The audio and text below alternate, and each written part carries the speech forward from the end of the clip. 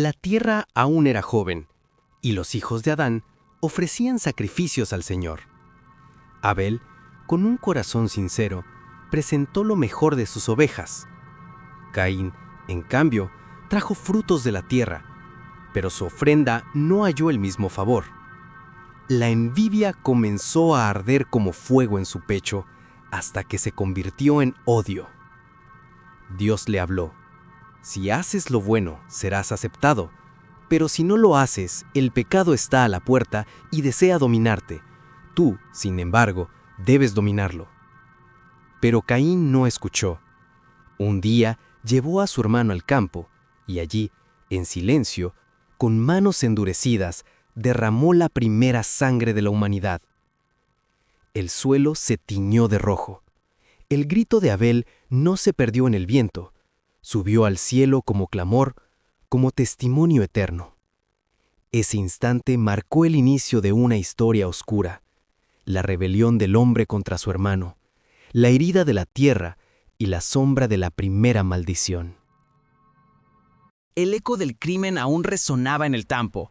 La tierra, recién manchada con la sangre de Abel, clamaba justicia delante del trono de Dios. Caín, temblando, escuchó la voz divina que lo confrontaba. ¿Dónde está tu hermano Abel? Él intentó esquivar la verdad con palabras frías. ¿Acaso soy yo el guardián de mi hermano?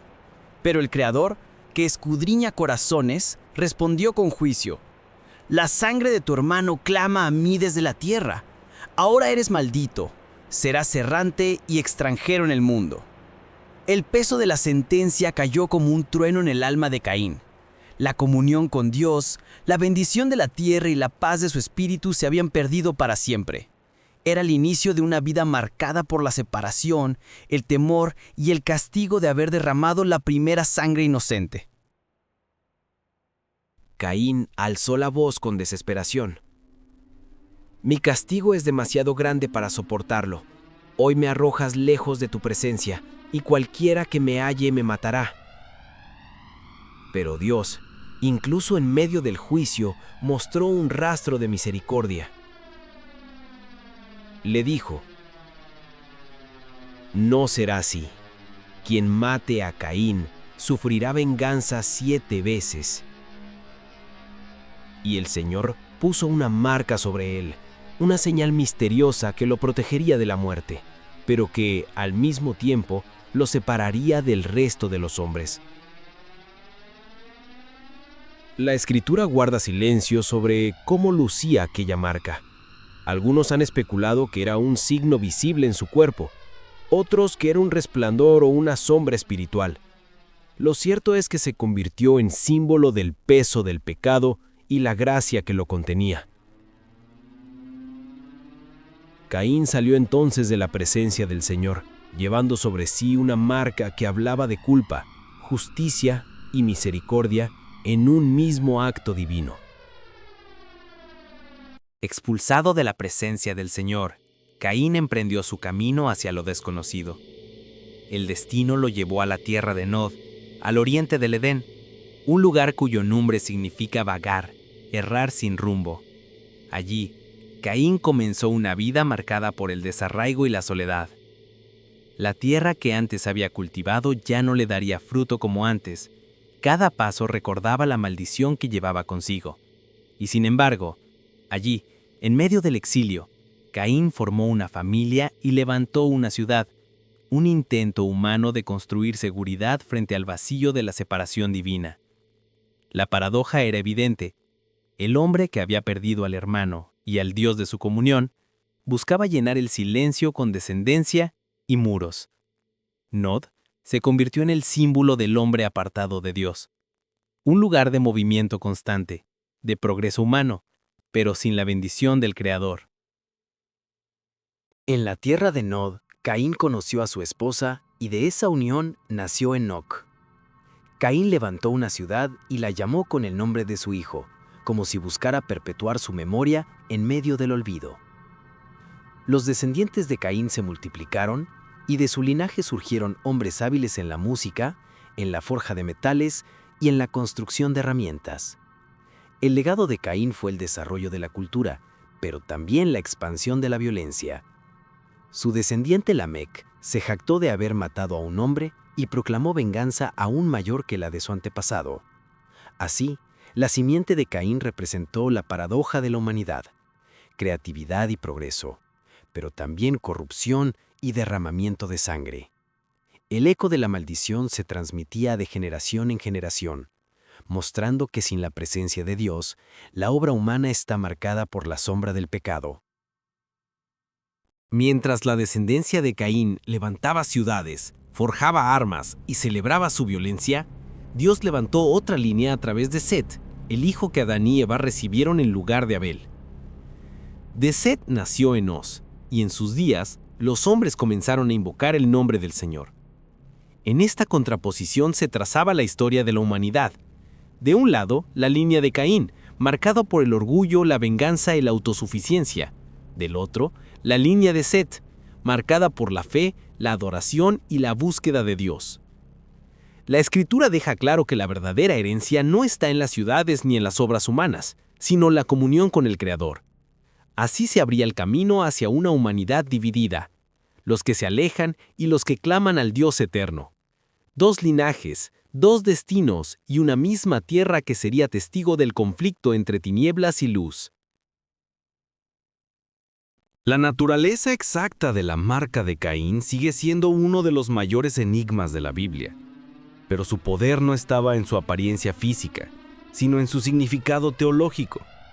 La marca era la declaración de Dios sobre la vida de Caín, una frontera espiritual que gritaba dos verdades al mundo.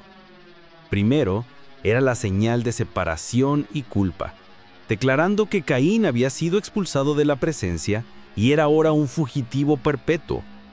Segundo, y más importante, demostraba la soberanía de Dios. La marca le decía a la humanidad: el juicio le pertenece solo a mí. Aunque Caín es culpable, su vida y el tiempo de su castigo están bajo mi control absoluto. Nadie tiene el derecho de robarle la vida, pues la vida le pertenece al Creador. La marca era, por lo tanto, un sello de juicio y protección forzada, un recordatorio constante de que, incluso en la rebeldía del hombre y en su intento de ser su propio Dios, la autoridad divina es final. La historia de Caín no es solo un relato antiguo, es la radiografía de nuestro corazón. Hoy, todos nacemos con una especie de marca de Caín espiritual. No es una marca de protección, sino el estigma del pecado heredado que nos separa por naturaleza de la comunión con Dios. Esta marca se manifiesta constantemente en nuestras vidas. Es la constante inquietud que nos empuja a buscar seguridad en las riquezas y las cosas materiales, como Caín buscando refugio en su ciudad. Es la arrogancia que nos hace responder: ¿acaso soy yo el guardián de mi hermano?, cuando se nos confronta con la responsabilidad o la culpa. Es el impulso a la autosuficiencia, el creer que podemos alcanzar la plenitud sin necesidad de clamar a la fuente de la vida. La marca de Caín es, en esencia, la incapacidad humana de encontrar descanso verdadero fuera de la presencia de Dios. Es la vida de vagar, de ser un eterno extranjero en un mundo que nunca logra llenar el vacío que solo el Creador puede llenar. Si la primera marca fue el sello de la separación y la culpa, la Biblia nos revela el camino para el fin definitivo de la maldición. La única manera de borrar la marca de la condición de Caín era a través de un acto de amor y sacrificio perfecto. Y ese acto es la cruz de Cristo. Jesús se convirtió, de manera perfecta, en el nuevo Abel, el inocente que fue quitado. Pero al mismo tiempo cargó sobre sí el peso del último Caín, llevando sobre sus hombros la totalidad de la maldición y la separación para que nosotros fuéramos libres. La sangre de Cristo no clama por venganza desde la tierra, sino que clama por misericordia, perdón y reconciliación.